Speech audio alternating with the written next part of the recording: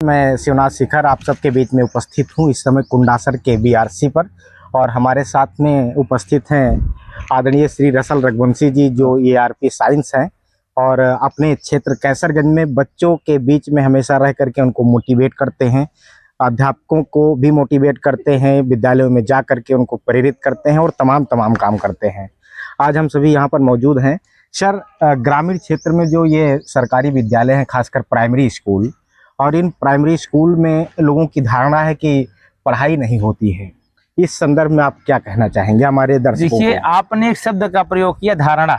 जी जी। धारणा शब्द ही अपने आप में एक ऐसा शब्द है कि उसको बदलना सबसे कठिन काम होता है। जी जी जी। तो यदि कोई व्यक्ति ये धारणा ही बना के बैठा है कि प्राइमरी स्कूल में पढ़ाई नहीं होती है, सरकारी स्कूल बेकार हैं, तो उसको धारणा को बदलने के लिए कुछ अपने हिसाब से भी घर से निकलना होगा। जी। और ऐसे विद्यालय जैसे आप यहाँ पीछे देख रहे हैं, जी। इन प्रतिभाओं को देखिए, ये सारी प्रतिभाएं जो है सरकारी विद्यालयों की है। लेकिन इन बच्चों ने मेहनत की और उस मेहनत के बल पे, इनके शिक्षकों के मार्गदर्शन के बल पे इन्होंने एक ऐसी स्कॉलरशिप जीती है जिसके बल पे पीछे आने वाले 4 सालों में हर वर्ष इनको 12,000 रुपया सरकार देगी और कुल 48,000 रुपये, मतलब 9 से 12 तक लगभग फीस ना के बराबर होती है। नहीं देना पड़ेगा बच्चों को, 12,000 रुपया सरकार देगी। मतलब उससे अपना यूनिफॉर्म खरीद सकते हैं, अपना जूता खरीद सकते हैं, अपना स्टेशनरी खरीद सकते हैं, किताबें खरीद सकती हैं। ये सब बच्चे भी तो सरकारी स्कूलों से है। अब कौन सी धारणा की आप बात कर रहे हैं? जी जी जी। सर, एक तरफ जहां इस समय तमाम प्राइवेट स्कूल्स का अपना वर्चस्व है, सरकारी स्कूलों में गार्जियन बच्चों को भेजना नहीं चाहते हैं, जबकि जैसा कि आपने बताया कि सारी सुविधाएं वहां पर निःशुल्क मिलती हैं और तमाम अच्छे अध्यापक जो कि बच्चों को पढ़ाना चाहते हैं। इस संदर्भ में आप हमारे गार्जियन को क्या कहना चाहेंगे? देखिए, सबसे बड़ी बात हम फिर वहीं पे घूम करके जाएंगे, धारणा सब। जी जी जी जी। जब लोगों को पता ही नहीं है कि सरकारी स्कीमें क्या है, सरकारी योजनाएं क्या है, और जो प्राइवेट स्कूल होते हैं वो इतना अपना प्रचार प्रसार करते हैं। जैसे एक उदाहरण ही देते हैं आपको कि बहराइच में नवोदय विद्यालय वो भी सरकारी है और वहाँ के बच्चे अक्सर जिला में टॉप करते हैं। लेकिन वो तो कहीं होल्डिंग नहीं लगाते हैं, कहीं पेपर में नहीं छपवाते हैं, कोई मीडियाबाजी नहीं करते हैं। कितने लोग जानते हैं कि वहाँ पर 99% तक बच्चे फर्स्ट क्लास पास हो रहे हैं, 90+ ज्यादा नंबर पा रहे हैं। अब सरकारी सिस्टम होता है वो सिर्फ अपना काम करता है, और प्राइवेट सिस्टम जो होता है उसको पैसे से भी लेने देना। उसका मुख्य फोकस क्या होता है? आपकी जेब होती है, और वो अपने जेब से पैसा खर्च करके आपके जेब से पैसा निकलवाता है। और यहाँ पर चुपचाप शांति से काम होता है। हाँ, एक समस्या सरकारी विद्यालयों को लेकर के आप कह सकते हैं, जिसको मैं स्पष्ट रूप से मानता हूँ, शिक्षकों की संख्या। जैसे कुछ विद्यालय हैं, आपके ही पड़ोस का विद्यालय गुलरिया गाजीपुर है, वहाँ 311 पिछले साल नामांकन थे, एक शिक्षक था, सिर्फ एक शिक्षक।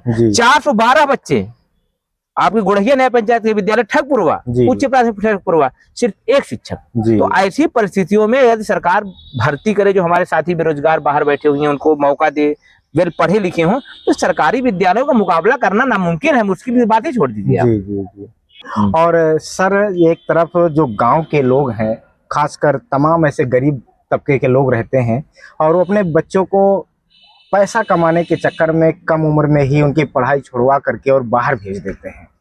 ऐसी स्थिति में क्या आपका संदेश रहेगा? बात ये पड़ती है ना कि आदमी ये चाहता है कि हम आज पेड़ लगाएं, कल फल खाएं। जी जी। समस्या इस बात की। वही नियम वो अपने जीवन पे भी लागू करता है कि दिन भर हमको काम करना है, शाम तक हमको पैसा मिल जाए। वो उनके जीवन की धारणा बन जाती है। धारणा शब्द बहुत अच्छा आपने बताया।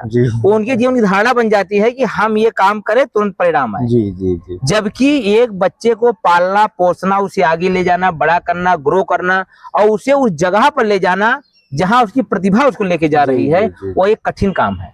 और इसके लिए हमें लोगों को जागरूक करना पड़ेगा। ये हम आप जैसे शिक्षकों की जरूरत है कि अपने क्षेत्रों में समझाएं कि शिक्षा होती क्या है। जैसे बाबा साहब ने क्या कहा था कि शिक्षा शेरनी का वह दूध है जो पिएगा दहाड़ेगा। तब अब यहाँ को लोगों को शिक्षा के बारे में पता ही नहीं, तो दूध के बारे में पता है दूध इतना पौष्टिक है। अब वो दूध का कीमत समझते नहीं है, पानी छाछ पी करके सोचते हैं इससे बड़ा हम पहलवान बन जाएंगे। तो समस्या यहाँ से खड़ी होती है। जी। सर, एक सवाल हमारा और आपसे है। खासकर मैं बार बार ग्रामीण क्षेत्र की बात करता हूं, क्योंकि ग्रामीण क्षेत्र पिछड़ेपन का शिकार है, वो आप जान ही रहे हैं। लोगों के अंदर ये धारणा रहती है कि लड़कों को पढ़ाना चाहिए, लड़कियों को नहीं पढ़ाना चाहिए।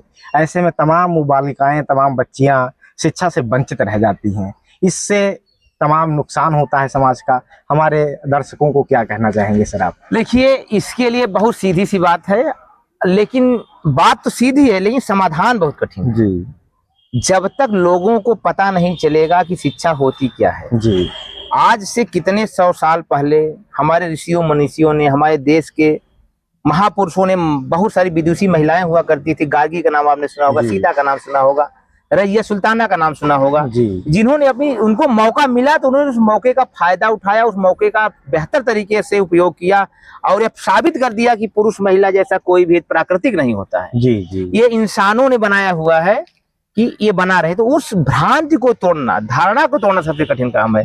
उसी धारणा को तोड़ने के लिए हम आपको मिलकर के संघर्ष करना पड़ेगा, खड़ा होना पड़ेगा। जो हमारे महापुरुषों ने राह दिखाई है, ज्योतिबा फूले जी रहे हो, स्वामी विवेकानंद जी रहे हो, गांधी जी रहे हो, या फिर हमारे अब बाबा साहब अम्बेडकर जी रहे हो, तो हमको उसी रास्ते चलना पड़ेगा।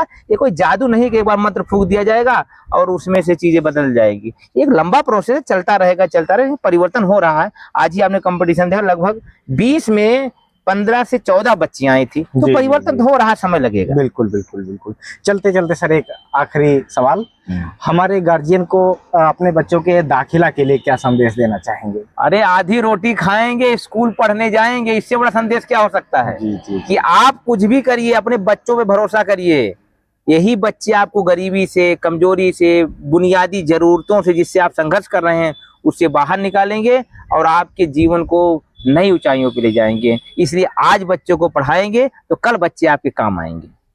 ठीक है सर, आपने हमारे चैनल को इतना समय दिया, आपको बहुत बहुत धन्यवाद।